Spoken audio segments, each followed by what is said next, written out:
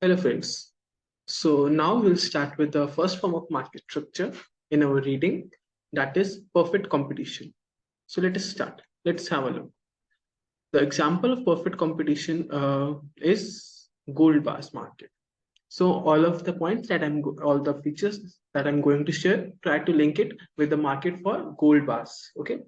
So first feature for perfect market is there are large number of buyers and sellers. Okay, you can assume you also know that there are many jewelers who are selling gold bars, right? There is there is a shop in every street where there is a jeweler selling gold bars, and there are many of us buyers like us who for investment purpose or for any purpose wants a gold bar. We can go to jeweler and buy it. So there are a huge number of buyers and sellers in perfect competition. Second feature is there is a homogeneous product.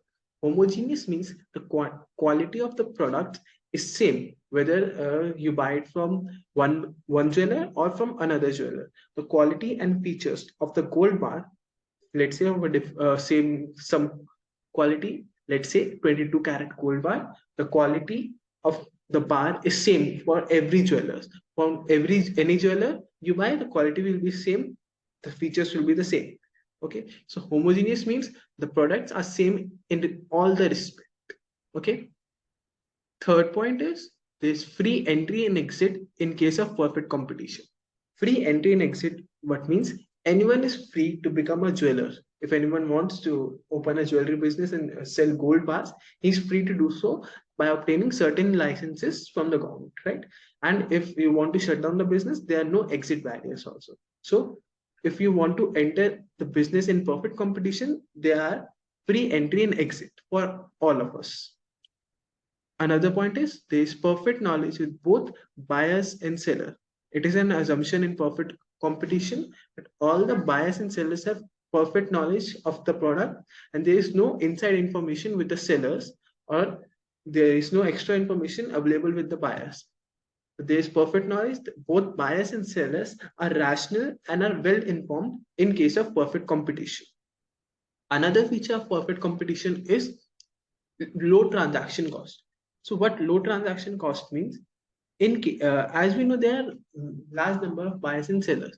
So let us now assume any sellers want to sell the gold bar at higher price. Let's say 22 karat gold bar, it costs you around 20,000 rupees. Okay, now if any seller say I want to sell this at 21,000, then the buyer will easily shift to another seller, another jeweler who is selling the same gold bar at 20,000. So the shifting cost for the customers are very less. There is very less friction, and thus the transaction cost referred to shifting from one seller to another, which is very low in case of perfect competition. Now, another point is very important. The prices are determined by market, and individual players are just price taker in case of perfect competition. Let us understand how the prices are determined in the market. So the price at which the product sells in the market is determined at the intersection of supply curve and demand curve. In this diagram, you can see that the supply curve and demand curve intersect at this point. So this is the equilibrium price at which the product is going to be sold in the market. Okay, so this prices are determined by market. That means industry. The whatever prices of gold are set up by industry, it needs to be taken by all the market participants. This means market participants. All the participants have to accept the same price. Let's say, for example, 22 karat gold bar, it costs you 20,000 rupees. How this 20,000 is derived? It is derived from the transaction buying and selling of gold in international markets. Let's say in international market, price of gold is 20,000 rupees for 22 karat gold. Okay. So this is the price set up by industry. Now, every market participants, every seller have to accept this price and cannot sell above or below this price. If the seller try to sell any price above 20,000 rupees, then the buyers will shift to another seller. Because there are large number of sellers, the buyer will shift to another seller. And if the seller tries to sell the bar at below 20,000 rupees, then he cannot do so indefinitely because he will incur loss. because others are selling at able to sell at 20,000, and if you're trying to sell a gold bar at 19,000, then you will incur a loss and you cannot bear it for a long term. So the price for which every seller sells in perfect competition is determined by the industry, and it's the intersection of demand and supply. Okay, so here you see the black line where the supply and demand curve intersects. It's the demand curve for all the market participants, right? This line is the demand curve for all the market participants. We've learned that demand curve is also the AR curve. It's the price curve at which the quantity, which is the quantity demanded at the particular price. Here you can see the demand curve is perfectly parallel to x-axis.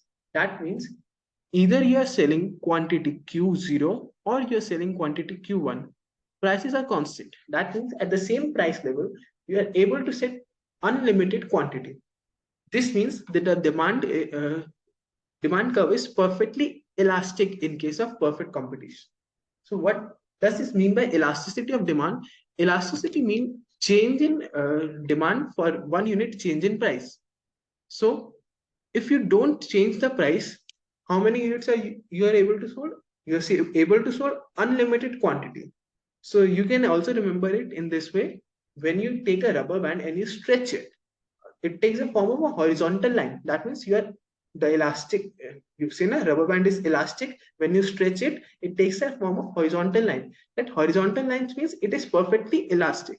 The shape of demand curve in perfect competition is similar to that only.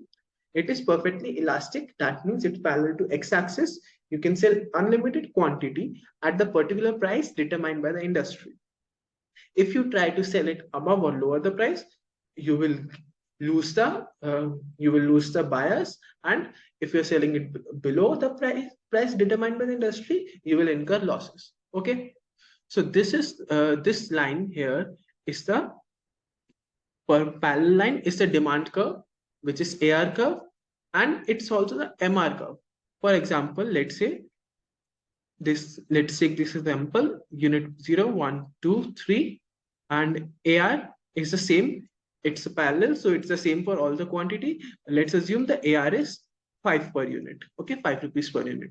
Your TR would be 5, 5 to 10, 5 to 15. And what is your MR now? MR is additional revenue that the seller is getting by increasing the output 1 unit. Okay, so at 0, the MR is 0. At 1, the MR is 5. 2, MR is 5. 10 minus 5. At 3, MR is 5. 15 minus 10 is 5. So for perfect competition only, AR, MR, demand or price, one and the same thing. All curves are the same and it's parallel to x-axis. You need to remember that. Okay. So now let's erase this and move forward.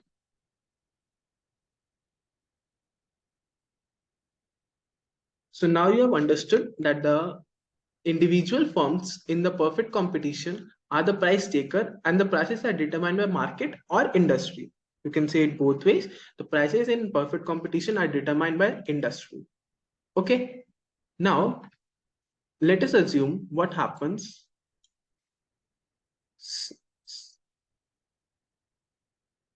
Let's say these are the two demand curve. These are the two curves. This is quantity, price. This is our demand curve, which is AR or MR curve, I can say. And if you are able to have your cost curve something like this, let us assume this case, okay? If you are able to have your cost curve something like this, yeah, at this quantity, how much you are earning if you are selling at this price, P, if you are able to sell at this price, okay? I'm not saying you can sell at this price. I'm saying that if you somehow you are able to manage to reduce your cost curve, and this is your revenue, this is your cost. So this highlighted area is the economic profit. If you remember, economic profit that you are earning. So in short term, what can happen? You can earn economic profit, but what will happen if you somehow you are able to earn the economic profit this and there is no barriers to entry and exit. So new players will enter the market. What will happen then if you, let's say this is the market, demand and supply curve. Demand curve is downward sloping, supply curve is upward sloping. This was the earlier price. Okay. Now, when there is economic profit in short runs, there will be new players enter in the market. So when new players enter, what will happen? A supply will increase, right? It's, let's say the supply increases. So this S1 is the new supply curve. This is the intersection of demand and supply now. Okay, this is the new price. Let's assume. Okay, so your price decreases, right? When supply increases, you see the earlier price P0 is now reduced to price P1. So when there is economic profit, new players enter the market, that will shift supply curve to the right. When supply curve is shifted to the right, the industry demand curve, the industry price falls from P0 to P1. What will happen if the prices falls? Many players who are earning profit at price P0 started to incur losses and will leave the market. So when they leave the market, this will again shift the supply. When they leave the market, this will again, what will happen?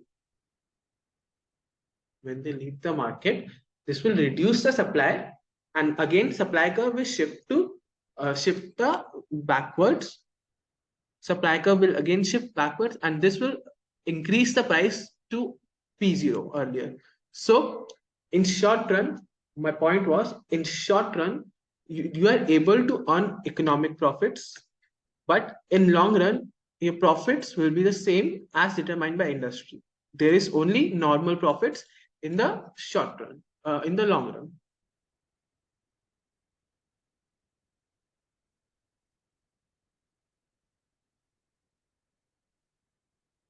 Just remove it. So till now we have learned that in short run there is possibility for normal economic profits if you are able to have your cost curve below the demand curve. Okay, but in perfect competition, last point is there is efficient utilization of resources. What does that means? And each firm will earn normal profits. Okay, so what does that mean? uh, there is efficient utilization of resources means that you are, all the firms in the perfect competition are operating at the level lowest point of AC curve, because let's have a look at this diagram now.